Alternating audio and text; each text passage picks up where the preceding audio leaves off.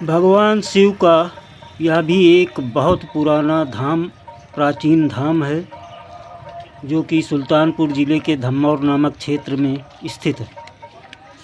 जैसा कि ये सावन का महापर्व महीने का चल रहा है और सावन महीने में शिव महादेव के जितने भी स्थान हैं वह इस समय एक भीड़ का माहौल बनाए हुए हैं। श्रद्धालु भक्त कांवड़िए अपनी श्रद्धा लेकर के जल चढ़ी के लिए आ रहे हैं। इस धाम की कहानी भी बहुत प्रचलित है, चमत्कारिक है। यहाँ के भोलेनाथ मंदिर में नहीं रहना चाहते। बहुत प्रयास किया गया कि उनके ऊपर मंदिर का निर्माण किया जाए, भवन का निर्माण किया जाए, लेकिन महेशनाथ बाबा ने भवन की इच्छा जाहिर ही नहीं की और खुले आसमान के नीचे बैठे हुए हैं प्राचीन काल से। और कहानी तारीख है, ऐसी है कि बहुत ऋषि मुनि सिद्ध पुरुष आए कि बाप की स्थान पर भवन निर्माण कराया जाए, लेकिन संभव नहीं हो सका। मित्रों, अब मैं हूँ इस समय घुसरनाथ में और घुसरनाथ की भी कहानी चमत्कारिक है। यह भी पुरातन से चला आ रहा है।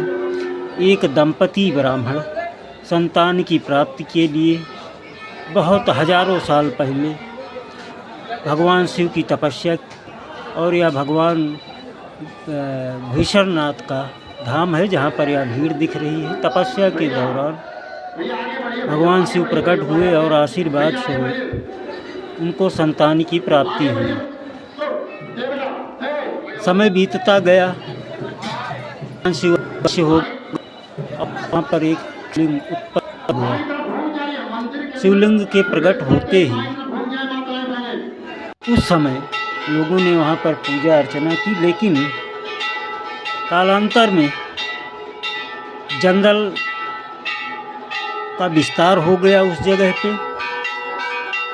और शिवलिंग उस जंगल में छुप कर रह गया, गायब हो गया।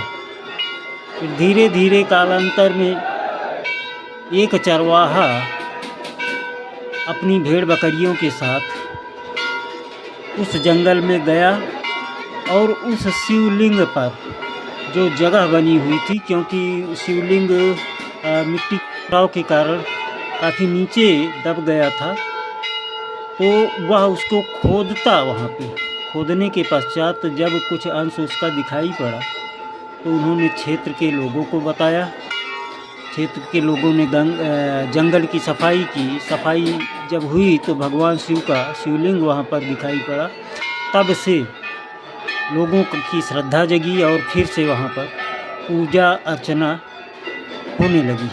अब वो यह शब्द घुसर जो है, यह घुसरनाथ का शब्द उसी समय से प्रचलित हुआ और इसी नाम से घुसरनाथ नाम से यह मंदिर विख्यात हुआ।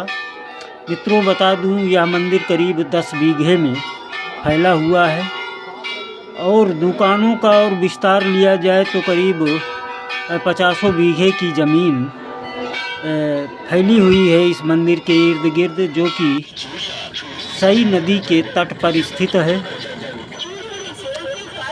अब सई नदी के तट पर यह मंदिर जो स्थित है, उस तट पर नदी के अंदर अगर आप देखना चाहें तो जाके देख सकते हैं।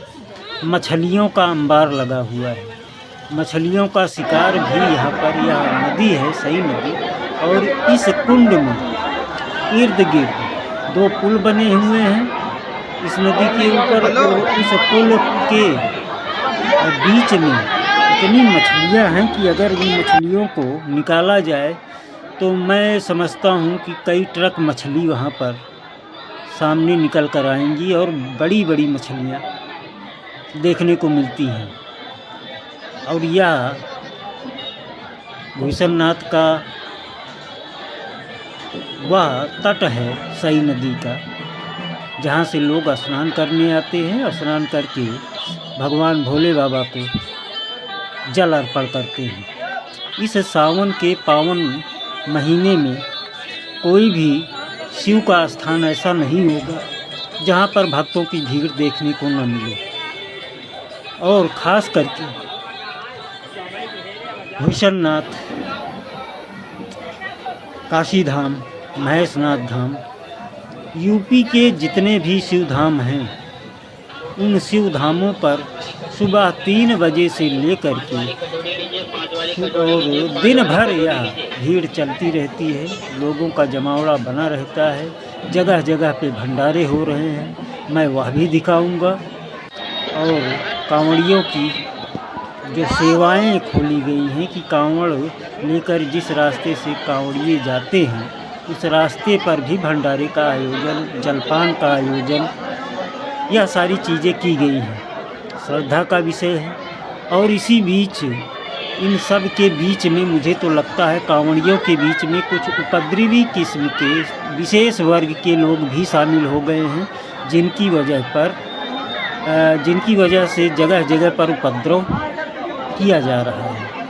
और विशेष वर्ग तो इतना हावी हो चुका है कि वह कहीं न कहीं मांस के लोथड़े, ऐसी चीज़ें आप कांवड़ियों के रास्ते में फेंकते जाते हैं, जिससे कांवड़ियों का आना जाना दूभर